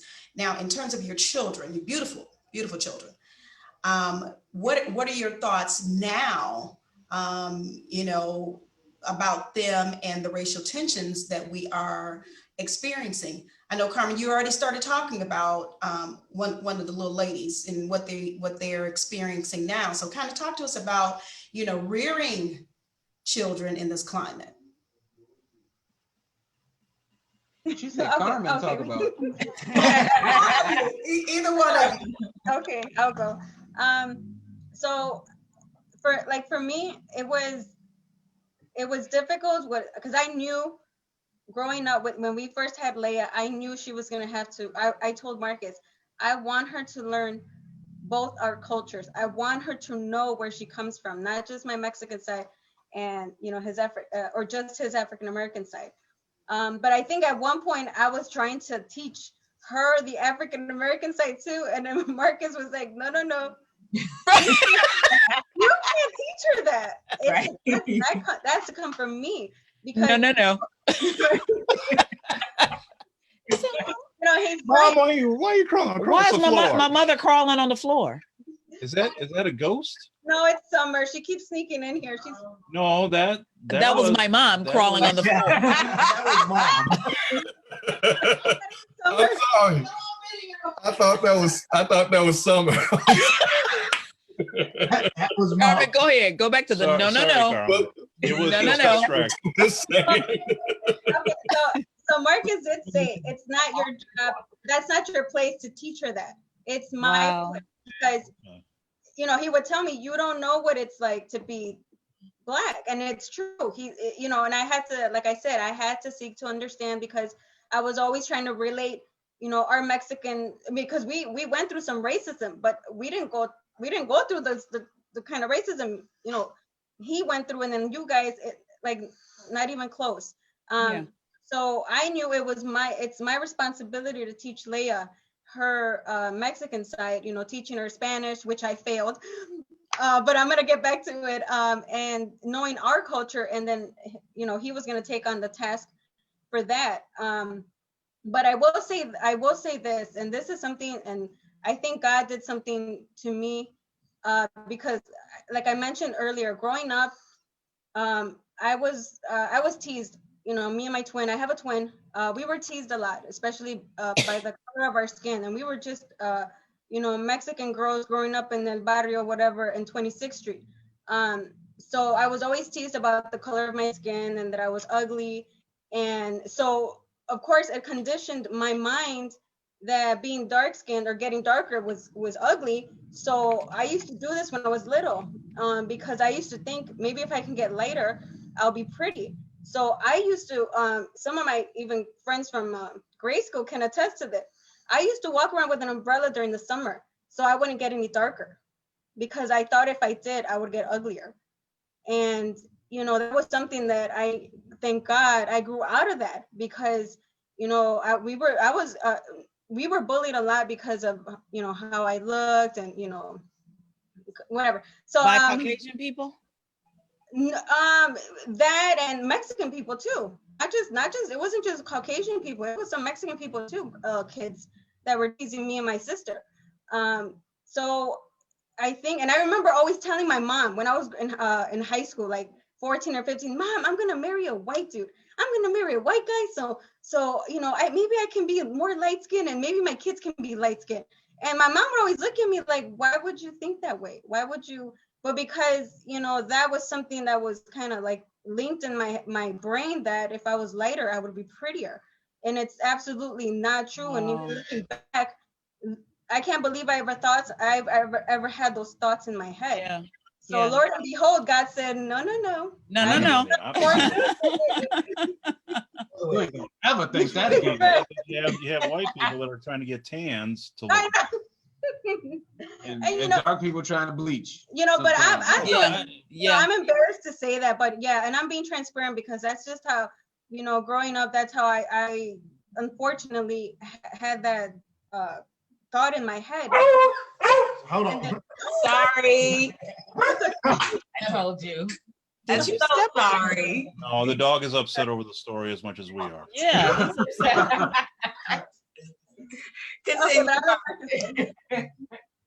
I thought you finished it all. No. Did you want to add, Marcus? I think she took up a lot of what I was gonna say. But Carmen, let's. I think it's amazing that even though Marcus is like, no. I think it's amazing that you took it upon yourself to teach try to teach your daughters their Black heritage. Of course you can't really, but I think it's amazing that you tried to. A lot of mothers or fathers of different descents are like, well, they'll learn, but let me tell you about, my part. So I think that's pretty amazing that you even had that in your heart to do. Yeah, that's beautiful. I love that. My hat is off to you as well for doing that. And thanks for sharing that. And someone put on here, you are beautiful, Carmen, and I totally agree. She is. Stupid. Kids are so stupid. Yeah. Yeah. And it's amazing, even though, okay, we're older now, we're adults or whatever, and you think back, oh, kids are just so cruel, and they can be. But I'm glad you grew out of it as well. I guess, like you said, God has a sense of humor who he connected you with. So Alyssa says here, I was one of those people trying to get tan. Okay. Wow. Mm. Wow. Antonio says here, lighter Hispanics are also racist towards darker Hispanics. Yes. That's crazy. Well, no, because isn't that true though with Black culture as well? Yeah.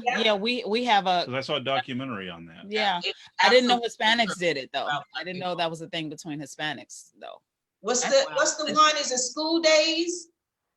With the brown paper bag. You got to be lighter. The one to be the jigaboos. Yeah. I'm a jigaboo. The case with most cultures that have darker people. I had a roommate from Morocco. I'm a jigaboo too. Who was no, you're not, Apostle. All the time. And you had a roommate where? I'm sorry, I didn't hear you, Nikki. No, I was saying I had a roommate. I think it's the case with most cultures that have people of color. I had a roommate from Morocco who, I mean, she went through hell every day. We even had a discussion where she asked me, how do you deal with being, darker skinned? Because I mean, she went through depression almost on a daily basis because of the way the men made her feel. And she was almost Adam's color, but she was dark in comparison to the women in her culture that men actually liked. So, and they are so beautiful. Darker skin. This may come out wrong. Charge it to my head and not my heart. Wait, my dark skinned women of all races who are the dark skin. I'm talking Middle Eastern, Mexican. I just got a thing with dark skin. It's the brown skin is so beautiful. Yeah. And then to see that you're being teased or you're depressed because of something that's so beautiful. Now, of course, I didn't think this as a child because I was teased. I wished I could be lighter, wished my big lips could be smaller. I did that as a child, but as an adult, we fly. I don't understand. I guess I don't, especially when I see Middle Eastern, Hispanic women. It goes without saying with Black women, but I'm like, their skin is so beautiful. They are so beautiful. But like, Carmen, you are so beautiful. I cannot comprehend. Right. But those thoughts are taught. Yeah. Exactly. Yeah.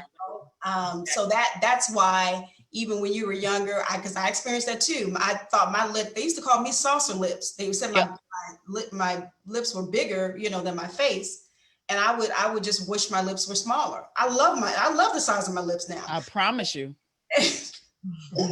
They so gorgeous.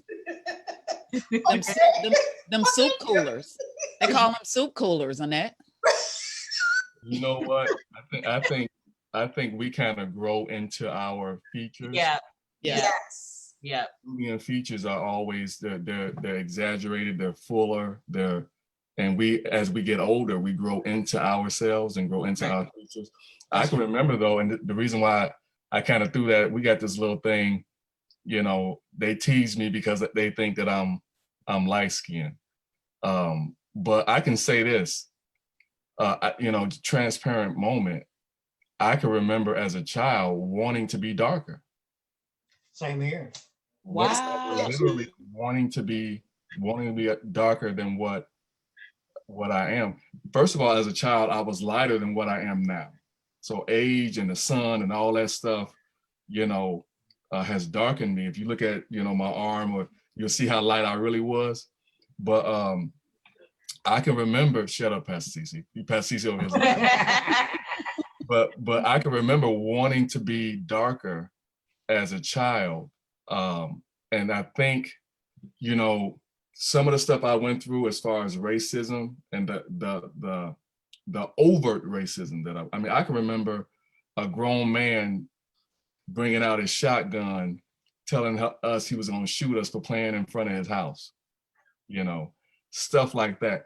And but what it did to me, and I think it kind of made me angry. And so it was like, oh yeah, I want to be blacker then, you know. So that it was a different psychological thing. And to be honest, that probably still creeps up in my head now, you know, to be honest. That PTSD. That's that PTSD. That's Exactly. going on. Adam, you wanted to be darker? Yeah, growing up, like, I know it's the cliche thing to say, but a lot of my friends were black because I grew up in a military. Oh, family. okay. Okay. But my stepdad is Italian, and you met my stepdad at the wedding. Yeah. When growing up, during the summer, him being in the military, he would get so dark. He was almost as dark as you and Nicky and Marcus. Okay. I mean, Okay. he was really dark, and I wanted to be like that. I wanted, you know, to be able to tan and get dark like that. And Okay. the more I was out in the sun, I just become redder. Yeah, he's like your European, Scottish, British fair skin. He just gets red. I mean, That's Joe. I'm the He same gets way. red. I used to go out in the sun for I wanted to be less pink. That was my problem. Right. Yeah. I would get, you know, oh, you're so pink. You're so, you know. Oh, where'd it go? I want to read this comment. I think Scott Blake responded to you, Brandie. I'm gonna read this and then I want to ask you guys something else. I hope I don't forget it. Let's see here, because he wrote a book. Brandie, I view myself as a Black man, not to say I ignore or deny my mother's side. The rest of the world puts me in whatever box it sees fit.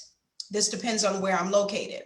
I've also had Black people accuse me of not being Black enough. I was gonna say. And one implied that I was devoid of an entire soul because of my of being biracial. Wow. Maybe it's a bit different now for the younger generation, but growing up, there were many instances where I was essentially put in the middle and looked at with scrutiny from both sides, when all I was trying to do was simply belong. I've had family from my dad's side treat me different for being white. My mom's side of the family was very small, but most of them were cool with me. As a child, it was a bit confusing at times. Okay. As I got older, I appreciated my heritage more because it has allowed me to see things from both cultural perspectives. One of my biggest gripes was with my family because those were the last people I needed to remind me of what I was. I still have older relatives who like to mention my being white like I'm something exotic. Wow. Thank you for answering her question, Scott. Yeah, that was did. deep. That Yeah, was you deep. did. There was I so wanted to much ask him. in that we can unpack and peel back, but we'll probably have to do that on a second show. How do you deal with hatred from both sides of your family? Yeah. How did Yeah. Or not just your family, but the world in general. Mhm. It's like he's getting, you know, we get the hate from opposite sides, but now he gets it from both sides at once. Yeah, that's something I was going to say earlier is being biracial, I'm sure they get it twice as bad. Yeah. You're either Black or you're not Black enough, or you're Yep. white or you're not white enough. Yeah. So they get it twice as bad. Yeah. Just Yeah. just because you're Black or just because you're white or Hispanic or whatever. 'Cause you're Wow. not a full thing of either. You know, so far for us with the girls, I mean, well, Marcus isn't here, but I kind of want him to say he's helping mom.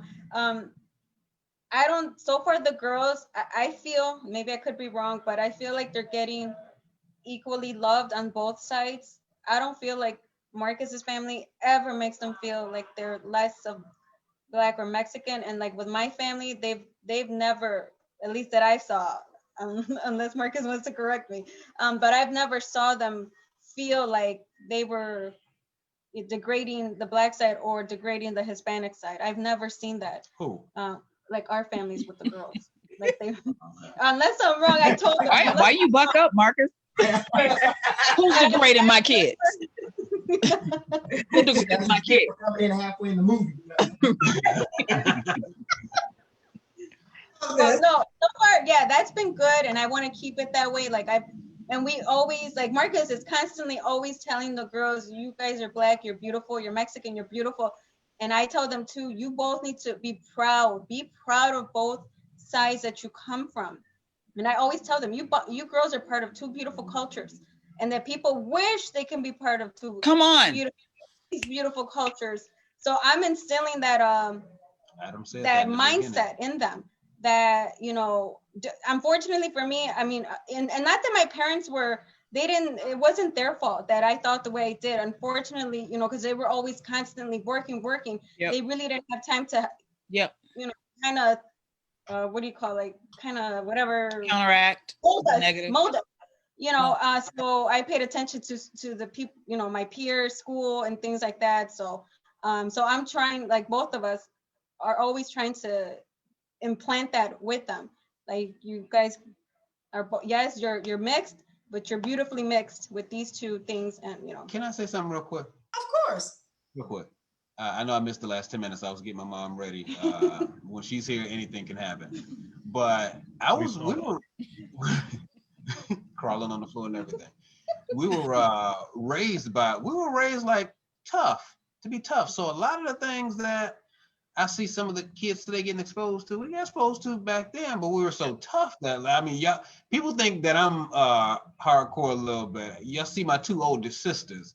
That's where a lot of that stuff came from. And from them, it came from us being tough when we grew up. So we passed that down to the girls, and they live we're blessed that they just live a good life. They understand certain things, they see certain things, but they love everybody. You know, they love all their friends, different colors and all that, Hispanic, white, Black, you know, they Asian, but they love them all. And they understand that can beat, love can beat anything, but you still got to keep an eye open for some of the other weird stuff that's going on. I was gonna ask you that. At some point, I was at this dilemma with the boys, and that's before it. See, y'all are bringing up babies in Armageddon. This is what that's just how I'm thinking. Y'all are bringing up babies in Armageddon. When I was bringing up the kids, it wasn't such a racism was always there. It was always prominent, but we hid it a little bit more. So my question was, you know how universal Brandon is. In fact, he can walk in a room and I don't care what color you are, you're going to want to be his best friend. Mm-hmm. So I'm going to Brandon's things and I'm just seeing all these pictures where he's the only little Black spot in the picture. And I was like, this is beautiful, but they ain't all like that. So do I continue to raise my children with, oh, the world is a beautiful place and I love all people, or do I raise my Black sons to let them know, okay, you haven't hit it yet, but there's dangers out here. And I don't want you to be getting invited to a party in the middle of the woods somewhere and you're like, oh, la-di-da.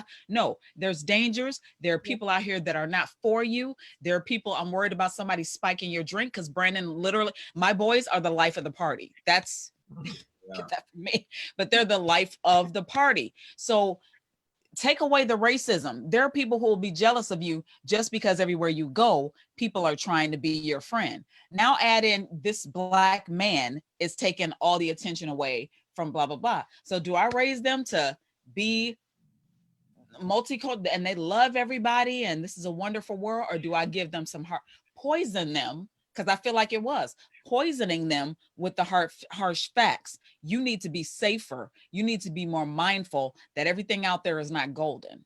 I ran into that. Yes, sir. Oh, I was just going to say, that's an excellent question. I think some knowledge and wisdom ought to be time released. So I think you let them be innocent as long as possible. Yeah. You know what I mean? That's what I wanted to do. Until there comes a time where they gotta know. Yeah. And you'll know as a parent, there are times where they're going into different stages of their life, or they may be entering into a stage where they're not as closely connected to you. They're growing up. Yes. So you gotta say, okay, here's what you need to watch out for. Here's what you know, I need you to still not forget who you are. But understand that there are people who don't like you for who you are, and this is how you deal with it. Apostle, do you think it's a parallel, like you're raising a daughter compared to a son? I was thinking, that's what I was thinking about. That's exactly what I was thinking about. That's a good point. Very good point. Yeah. Man, this is so hot tonight. I haven't even got, I have 3 pages of stuff. I don't think I got the end yet. I got a question that I was going to ask, and that can I throw it in? Can I throw it in there real quick? Of course you can. So we all know that there are stereotypes, Black stereotypes, Come white with it. stereotypes, Come with it. Hispanic, Latino stereotypes. Is there ever a moment in your relationship, in your home, behind closed doors, look at your significant other and say, "I see, I couldn't say it." There you go. Is there ever a time? No, I want to hear this whole question. I want to hear the whole question. That Carmen used the N word. Marcus has been telling us for years.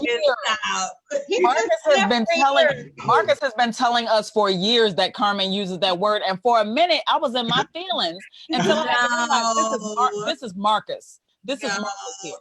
Carmen almost as well as Marcus knows Carmen, and that word would never come out of her mouth.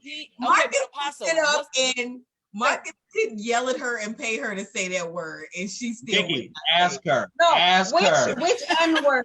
Specify the N word, not the EGR one. No, but I have used the NEGRO on him when I got mad at him. Look, Negro. That's different. That's different. That's a call to attention. Wait a minute, Negro. Wait a minute. Negro. No, she called you what you are. That's fine. Apostle, what's your whole question though? No, that was the question. Have you guys ever encountered that moment where the stereotype was staring you right in the face? Oh yeah. What do you mean? What do you mean? And how? Give me an example. Whatever the stereotype may be for you or your significant other. Yes. Black people always do this. White people always do that. Being in your home, in your interracial relationship. Absolutely. We don't Absolutely. A lot of stereotypes come from the truth. So it's not bad to say that let's not lie. Stereotypes are observations, not yeah. Let's not lie. A lot of stereotypes are birthed in truth. Yes. Does Joe pay bills 45 days early? Yes. Does he arrive to every event 3 hours early? Yes. Is his credit good? Yes. I'm just kidding. Angry? I'm kidding. Am I an angry Black woman? Yes. I got the bruises. I love this. But you know what? I mean, like you said, you're in the privacy of your own home. You know, it may come up like that. But I guess my additional question to what Apostle said, do either of you become offended? No. I mean, no. I don't think any it's bad. Funny with us. It's funny with us. We laugh. Marcus does. We laugh. Marcus get mad. It's actually hilarious. It is funny to me. Joe will be like, okay, I'm ordering groceries. You want that? Of course, you want 2 watermelons. Want that watermelon, again. right. You want that Right, watermelon. exactly. Well, it just so happens it's true. Yes, you right. Now, What is it You want the chicken fried or grilled? Right. And you know. Just get it and everything's fine. That's where I was going. Grilled chicken's man. You know how I want it. Well, we have it tonight. I know.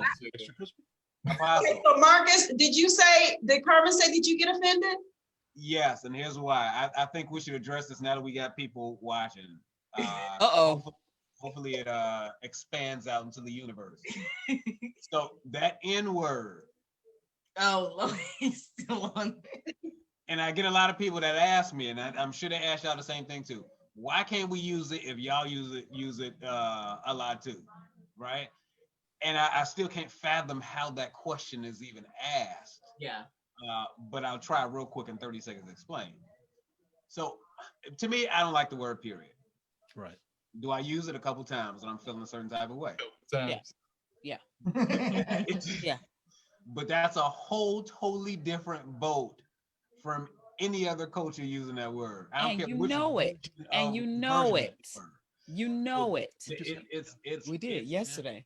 it's a word that some people decided to use it as term of slang or endearment and things like that, and we dealing with that situation now. But we don't need added on hassle with that word with any other culture besides African Americans using that word, because it just muddies the water, and then it gets a little weird. And I used to like to fight. And if I think whether you think it's a term of endearment or not, if I think you're using it and you shouldn't be using it, then we just gonna have an issue, and our relationship is gonna end. Like, period. And guess what? That question is getting old, people. It really is. It's getting real old. Well, why can't I use it? You know what? You can do it. Go out in the streets, do it right now. In fact, use it with me right now, and you're not gonna ask any more questions. You're just the response that you get when you use it. Stop playing these games. There are other terms of endearment Thank you. that a white person can use. Thank you. What do you call your mother? What do you call your boy when you're playing basketball? I know nigga never comes up, so why is it suddenly coming up with me as a term of endearment? We just had this about the B word. We had this conversation about the B word. Yep. I mean, it's certain people you can use it with, certain people you can't. Who can you use it with? Oh, I can use the B word on a lot. I want to hear this. Sense. Just use common sense. If you know Black people have a derogatory history of white people using it in a derogatory manner towards Black people, just don't do it. And if I mean, he knows you're my spouse, you're my significant other. Don't let the thought even cross your mind to ever, because it's a wrap after that. Like that's another level of insult. That's not just insult. That's gonna be the first 48 up in Nikki's house. Exactly. But at the same time, Well, I'm sorry. Go ahead, Apostle. Some people feel like the way you say it makes all the difference. No. It does. It does. Well, it does. But white people can't say. There's no proper way for you to say it. Let's just say that. Right. There's no. We shouldn't be saying it, really. You know. But if you white, there's no way. I get uncomfortable when I hear people just saying it. Like when the boys do it, you know, I get uncomfortable. Yeah. If you don't understand the pain, the anguish that's connected to that word, you know, some of us, that's the last word they heard before they left here. Right. And if you don't understand that type of pain, anguish, fear, anxiety, connected to that word, then you should not use it. Nope. Exactly. You should not use it at all. Nope. Now, can I ask this do question? another layer to that. There's another layer. Now, I was thinking about this when Marcus was talking. Now, Nicky and Brandie, because Brandie said, oh, we kind of laugh about or whatever, you know, so something like that. You may not take, when we're still talking about the N word, you ladies may not have taken as big an offense to it as Marcus. That's all. So that the layer I'm talking about is the gender layer. So, you know, knowing that, you know, our Black men, you know, a lot of times that's probably the first thing that they will up and call you all, you know, in a minute. I fought every day over that word. I'm sorry, what was that? I said I fought every day over that word. Right. So it probably affected you different because you were a man, you're a Black man, as opposed to the Black, you know, women here. So what would be a reason to call a woman a nigger other than her being? It has happened. There is no reason, but it has happened. Like, my nigga, good game. I don't see that. I don't see that. It's hyphenated with the woman. Yeah. Ooh. Yeah. Oh, well, then we know what you on then. Yeah. It's no question. It's a double thing. So you're making me mad. Yep. And he's right, because I was just about to say, because the name has kind of changed, if you will. It morphs, yeah. Add it on to. So yeah, that's definitely something to look at. You guys, this is hot. Oh my goodness. I think Prophet Rolanda says your eye is gonna end up another color, and I think she's saying that if someone calls them the N-word. Oh my goodness. Adam's got to say, if y'all don't let Adam say what he's gonna say, he's gonna call us after this show. He's exploding. Come on, he's Adam. exploding. Yeah. Please talk. I didn't see you. when we first got together, she would try to get me to say it. Okay, first of all, She would. She still does. Just like you do. She would try to get me to say it, but now, Nikki, I do that too.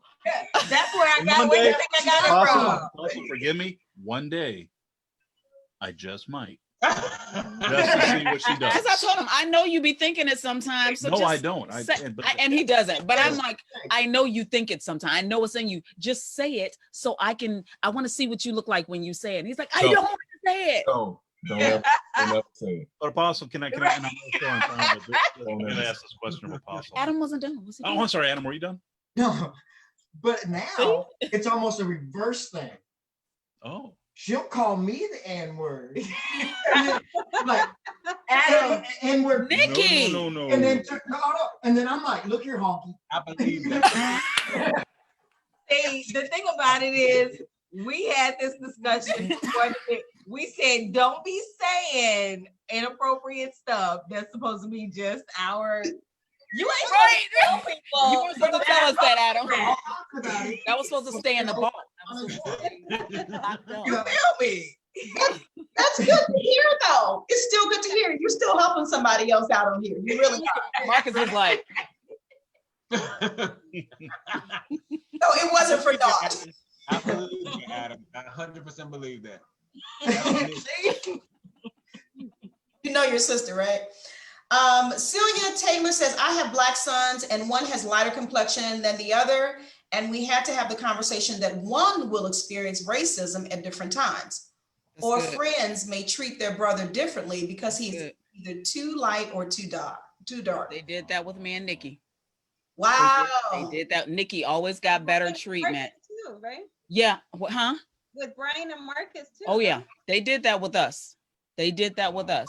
And I used to tease my mom and dad. I look at all of our pictures and I would pick out something that Nikki had on that was better. I was always dirtier or tore up. And I was like, Mom, why do you put all these tore up clothes? It's because I was dark. And she's like, no, little girl, it's because you climbed trees in your dresses and rolled all over in the dirt. Yes, They did. Mom used to check. I remember Mom checking. I used to be like, what's happened, Mommy? She used to check people when they would try to treat Nikki better than me. I don't remember it so much with Marcus and Brian, but I definitely remember with me and Nikki. And I was finer than her. I was cuter than her. So I don't even know how it was sad because it actually broke my heart as much as Brandie because they would do it right in front of us. They sure would. Like, they sure would. And I'm listening to this lady say this inappropriate stuff, and at the same time I'm looking at my sister who I love be mad at me. I mean, we were kids, so that's the only way she knew how to respond, and it kind of traumatized me because it hurt me just as bad because I didn't think, it just, it's just sad. It is sad, but I think it's good that she's getting her kids ready for that because it is gonna happen. Yeah, for sure. Hey, look, this is what I want to do, guys. I hate to even think about cutting this off, but I can't keep you guys here all night. We're gonna have to try and do a part 2. We have to. And there's so much that we haven't even touched. You said you had 3 pages, so that might later. Go back. So if you guys are willing, we can try and set something up for another time. I do thank you guys for even bringing this to the table. Wesley says here, thank you to the teams here and all of your input. We definitely need more discussion like this in today's world. And I think so. Wesley inboxed me for that link for inbox Dr. Hunt. This is the only way I'm gonna talk to him, I think. Inbox Dr. Hunt. It's a different link. Huh? I got him already. You got him? Okay. Okay, so he'll take care of that. All right. So what I'm going to do real quick is actually Elder Kevin McGee has a spoken word. I want to play that before we end on tonight. So I want you guys to take a listen to this and let me know what you think.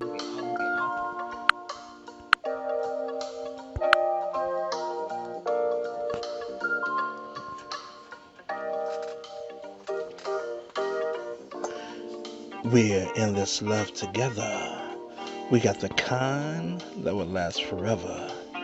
Here we are, the two of us, bound by vows to love, honor, and cherish, for better or for worse, even when faced with those who deem us not worthy for us to be together. because of the hue and the melanin. Listen, skin tones doesn't run that deep because love is deeper.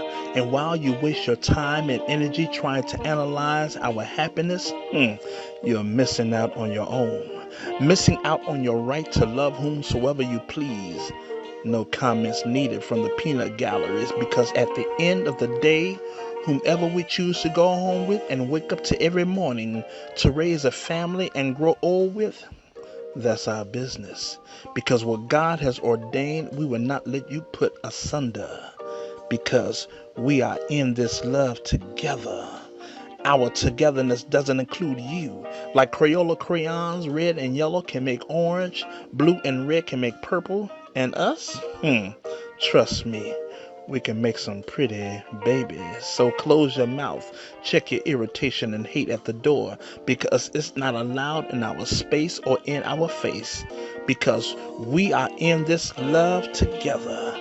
We got the kind that will last forever. That forever kind of love that knows no color. That forever kind of love that flows in a complete circle that will never be broken. That forever kind of love that's God-given, passion-driven. It's a love with precision. Yeah, that's what we have.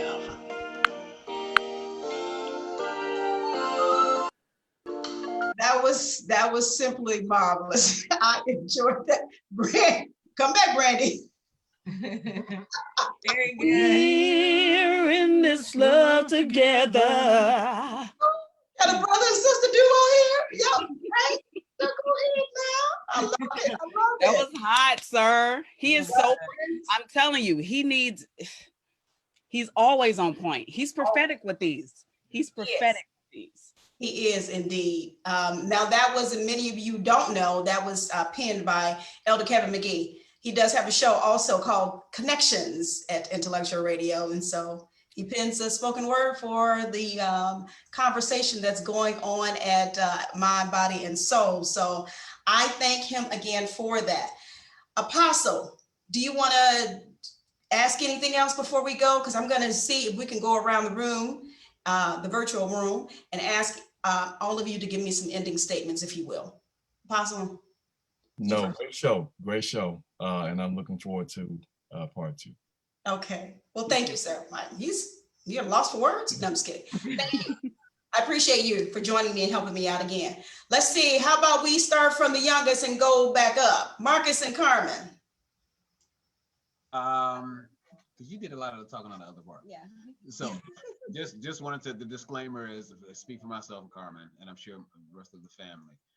We love everybody. Everybody, that's how God made us, to love each other straight from the heart, no matter what color, whatever creed, whatever education, whatever. It's just the little insecurities and other small things that gets in between it that tears that apart. We got to keep talking to each other, keep loving each other, keep having these conversations, and it will get better. I know it will. I will add this: communication is key. It's just, if there's no communication, it's like he said, it's everything's balled up inside, and eventually it'll explode. And I will say this: it is not easy. It is absolutely not easy to deal with these situations, circumstances, being in the relationship like the interracial relationship, but you stumble forward. You know, they say you fall 8 times, get up 7, and that's just what we've been doing. You know, and it's not perfect. We're not in the perfect relationship where everything's, but it's, as long as you're both willing to put in the work and just keep pushing. Beautiful. Adam and Nikki. I agree with everything that was just said. Marriage is what you make it, and interracial relationships, it's one of those things that you have to work through, just like with any other relationship. I think marriage, period, is for, it's for grown folks. It's like Carmen said, it is not easy. If you're used to a life where everything revolves around you, that is going to be squashed immediately after you get married. You just learn to work with each other. It's fun in the sense that you learn obstacles that are new to you, you know, just like Brandie said, there's not a manual for this, but you grow together. You kind of mold each other to understand. I think it helps because now he has a better understanding of our struggles. I have a better understanding of his struggles, and you know, you get through it. You get through it, but in the end, your reward is you have a great partner, and you know, you just live your life, you know, just enjoying it. Good stuff. Oh, Nicky. That's good. I agree. Yeah, again, agree with everything. Like Carmen said, it's about communication and knowledge instead of learning. You know, knowledge is key. And when it comes down to the marriage, there's a reason why they say marriage is work. It's a job, and you know, it's a fun job though. I mean, not what you make it. I mean, it can be a fun job and trying to learn each other and Tell us more. How fun is it? How fun is Stop. it? What kind of benefits? Too funny. big words out of my mouth. That was all right. Were you done, Adam? Yes. Cut you off. Okay. All right. All right, Joe and Brandie. In terms of interracial couples going through what we're going through right now, be each other's safe space. Let every interaction that you have, especially now, we can't do this all the time. We can't, every decision we make can't be based off of love, but right now, try to saturate every interaction that you have with love. That way, you know, whatever you say, whatever you do, it's going to be okay. We got to nurture each other. I had to learn that about Joe. He's a man, yes, but I have to nurture him through some stuff. Don't ignore their pain. Don't ignore their pain. Talk about everything. Just love each other and just kind of insulate each other. Also talk to your kids. Mm-hmm. Talk to your kids. I call my kids throughout this whole thing. I was on the phone. That's why I didn't call y'all. I should have been calling you all, but I call my kids. How are you feeling right now? Talk to me about how this is affecting you. We just got to we got to love each other. We have to love each other. We have to be each other's safe bubble and safe space. That way we can be stronger to think properly and not be angry all the time and reacting angrily. Just love each other and just protect each other more. Statement I like to make kind of steps outside of the interracial. It kind of is more of a broader statement. But one thing I've noticed since the creation of social media and these past years is that we give voice to the idiots on all sides. They have the platform, and everyone's reality is being developed by their voice and not ours right here. That's good. That's good. And so we need to be more vocal. We need to take that back. And like she said, it's and everyone else has said it's all about love, but it's about the understanding. So let's stop sharing the crap that is out there and start sharing the good stuff. That's good. I love it. I'm gonna get benefits. You gotta get off now, right? Apostle is the only one who heard that, and I'm so glad. Yes. It always wasn't. I see this on here. Nicole, I see that you just joined us, but she made a comment here and says, I thank God my interracial parents have been married for 40 years. Come on. Come on. That should be an encouragement to you. Yes, all. Ma'am. Yes. That's beautiful. Dr. Joyce Graham, thank you. We appreciate you. And all of you, I thank you so much on Facebook for joining us on tonight. All the shares, all the likes, the thumbs up, the hearts, the care buttons. We appreciate you for joining us. And all of you that commented on tonight and your questions, you were engaging with us like on a very wonderful level. Great audience. Really great audience. Appreciate it so much. And I thank my panelists. I thank all of you for taking time out on tonight. I know it might have been, kind of a push Some were getting off work, some are still at work, some were, doing different things, but we appreciate you taking the time and discussing this conversation with us. I saw someone say part 2 and part 3. We'll see what happens, but we're definitely going to see if we can get a part 2 in here. We gotta work. I know, right? They have a lot to live. But this has been great. You guys did excellent. And I just want to let you know that I appreciate it. And obviously others were appreciative of it as well. So we're going to get out of here, guys. And next week. Thanks for having us, Annette. Oh, Yes.